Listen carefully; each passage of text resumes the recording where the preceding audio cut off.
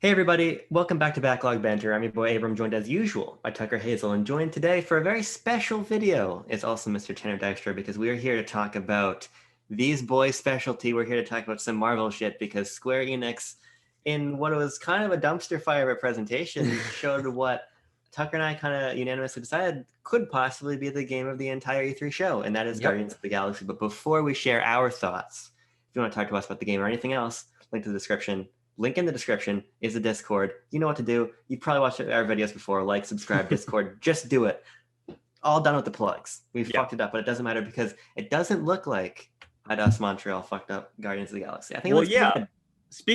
I was gonna say, speaking of fucking things up, my first reaction when I saw that trailer, which I had no idea about. I assume this Yeah. is the thing that Abram you spoiled for Tucker. He talked Yep. about that. I had no idea this was coming. I was pleasantly surprised, and yet the first thought on my mind was, "Boy, I hope they don't fuck this up like Avengers."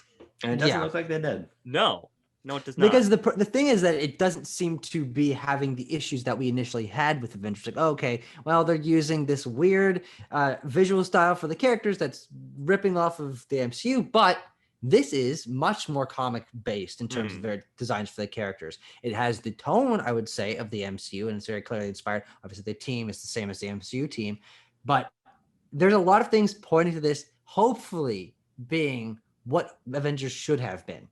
Yeah. Well, I think that what it is at Avengers, well, so basically, I think the game isn't Avengers, which is why it succeeds. Yeah. This is I just do not think that the games of the as a service model was ever going to make sense for Marvel. I think it works in very direct and very pointed and tailored franchises and experiences. And these sort of superhero third person action games were never supposed to be that. What they always should have been was just like a Marvel Spider-Man or a Batman Arkham. And I think that's closer. I think what we have here in Guardians is closer to that, but there do still seem to be, some elements, maybe some light, RPG elements, some customization elements that are kind of taking what could have and didn't, but it could have and should have worked in Marvel's Avengers and bringing it over here. But the fact that we have a single player Guardians game that avoids the uncanny valley, avoids the sort of structural issues, and just gives us a good action game. That's exactly what we wanted, and it looks like that's what we're gonna get. Well, it is giving. Oh, sorry. I was gonna say. Speaking of other iterations of Marvel properties, it's giving us probably one of those interesting aspects of like a Guardians of the Galaxy Telltale game, which is like the dialogue trees and the fluctuating relationships between you and other people on the team, which is another great RPG element, like you were talking about, Abram, and something that I'm very excited to play with once I finally get the game in my hands. Yeah, what we do have to see though is how extensive these dialogue and how important these dialogue choices are. Because if Abram and I were thinking, okay, well, it might just be a sort of flavor text, like you can sort of affect your relationships, or maybe one or two scenes will play out differently depending on what choice you choose. But there could be some larger scale impact in terms of how your character dynamic over the group works, or the end of the game might change. We have no idea yet. And I think we should get into I think the most important thing about this game is this was an insane way to reveal any video game. They did the cinematic trailer, they did the gameplay, the talking head breakdown, they did the extended gameplay reveal, they did another gameplay trailer. It went on for 20 minutes. And I would say that is the only negative about this. It went on way too damn long, and they showed a lot of things multiple times, and some of those walking around gameplay sequences were not very engaging. They really did show a lot about this game, which is interesting for a reveal. It's also coming out very soon, 4 months or something like that. But man, it just went on way too long. It was over half their conference. Yeah. Oh boy. I think that's more of a negative for Square Enix as a whole, and not really just in the context of this game, because this was obviously the best thing they showed. But I do think that there is reason to be concerned, like Tucker was alluding to, as we discussed, as the thing was being shown off, as people see in our reaction, that these choices need to matter, because we were both interested in replaying the game and having different outcomes and seeing new things. But ultimately, if it's the Uncharted route, if it's a sort of the cyberpunk route where you can make choices, but ultimately we're funneling to this ending, this is the end of the game. I think that would be a little bit of a missed opportunity. Something I want to talk about a little bit is the combat, which I'm not 100% sold on, because another thing Tucker and I were talking about is being locked to Star-Lord. Yes.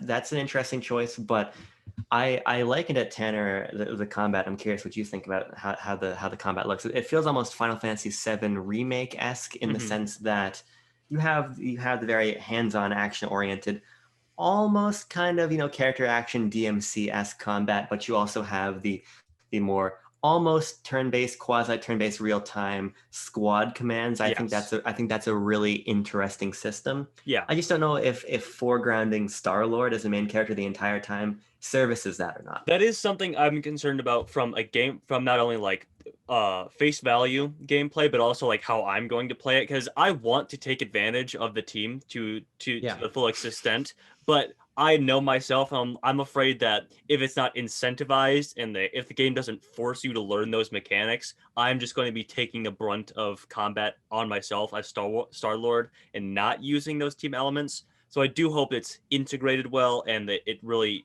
enforces that mechanic. One thing that I have to say about the combat is I'm actually, in some ways, I'd say I'm kind of glad that they aren't having every single character playable, because I think one of our problems with Avengers is the characters didn't feel fully fleshed out. If this game is based around one specific set of gameplay, as it appears to be, it will be more fleshed out. It'll make sense in terms of the pacing of the game and upgrading your character and stuff. Though it is in some ways a missed opportunity. Like, man, I really want to play as Groot. I really want to play as Rocket. I want to see what these characters can do. And Star-Lord is the least interesting character on the team, I would say, from a moveset potential perspective. Yeah. But I do think that having the focus of the gameplay be only on one moveset might make it feel more fleshed out and impactful. What I imagine is going to happen is that certain enemies will be weak to certain moves that your teammates have. So it becomes a little bit of pattern recognition of, okay, we saw Jello cubes. The blue Jello cube, Drax can come and rip it apart or something, but the red Jello cube, you got to shoot with Rocket or something. And I feel like there's pretty clear ways to define those roles. But I think that the risk that I see, Tucker, is the inverse of that problem, where the other characters then just become, if X happens, Y happens. Here comes the flying enemy. It's time for Rocket. If they just become a move, I think that might be a little bit underwhelming and kind of undersell what makes Guardians work, in my opinion, which is the team dynamic. Yeah. So it's going to be an interesting balance for IDOS to find. Yeah. I think that's probably where those story elements of the dialogue trees will come in, if they actually feel like just a button you can press or like a member of your team. Something quick about the combat I wanted to shout out is when you go into your super mode or whatever that is, it plays some music. I hope that wasn't just a thing that added to the gameplay trailer. It actually does play like music from the awesome mixtape volume 1 or 2, and which is obviously a carryover from the MCU Guardians. And that doesn't. It also seems to happen diegetically in the gameplay as well. Like when they're crossing the bridge to the fortress, it kicks in a soundtrack cue as well. So I hope that's something that they throw in there, because that's one of my favorite aspects about the Guardians films is the soundtrack. And if they include it and carry it over to the game, I'll be pleased as a peach. I didn't even consider the idea of that actually translating into gameplay. I hope that it does. I mean, we don't see a lot of that, considering how annoying licensing music is. I mean, it's completely screwed up games like Crazy Taxi and Pro Skater, but considering that if they do pull from the awesome mixes, like you're saying, that's probably baked into the cake already. Disney, Marvel already secured those rights, so that would be really cool, and it would hopefully help to find this harmony between the comics Guardians and the MCU Guardians, because Avengers never found that balance. The game just looks bad, and it's hard to become immersed in that. Yeah. I think that this game is so much more interesting aesthetically, and this is the world I want to be in. Other than unlike Avengers, which is a world I want to change. This is a compelling look for the Guardians. I don't know how you guys feel about that. Yeah. It certainly seems more stylish. I just remember that one. What really cemented this for me is like, oh, this is like going all out wackier than like in Avengers. Is that one quick shot of like where Rocket has the gun and he presses a button and then it transforms into like 24 guns stacked on top of each other. That was crazy. I love that.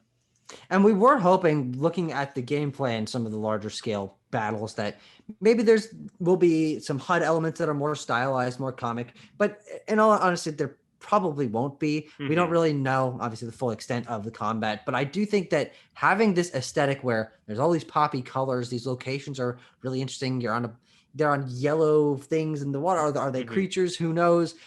I think that there's a lot of cool stuff they could show in here that isn't retreading MCU moments, that isn't, because they're creating their own version of this world. And as they said, they're not just going for the big scale stuff you're already familiar with. They're pulling in smaller, lesser known characters and villains. So I'm excited to see what this game does in terms of popularizing more of obscure Marvel content, because Guardians were that at one point. Doctor Strange was that at one point. And Marvel as a larger brand has been so good at forefronting their just comic characters and stuff that is sort of BC tier and making it stuff that people really fall in love with. So this game could be really damn cool. It's coming out this year and very soon, which is great. And as Abram said in our reaction, this was probably one of the ideal ways to reveal a game. It's not just a logo. It's not just a cinematic. We know basically everything we need to about this.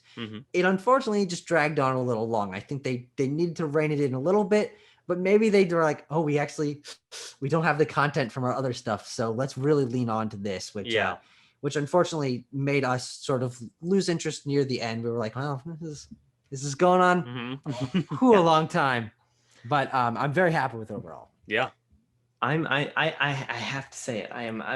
My one other concern is that what is the other gameplay element besides combat? Yeah. Is it just basic traversal between kind of combat arenas? True, what's the glue that holds this game together? And we didn't see that. We cut pretty quickly. We didn't actually see the uninterrupted gameplay demo really. We saw, hey, here's a little bit of walking to get some kind of texture between characters, and then combat, cut to cinematic.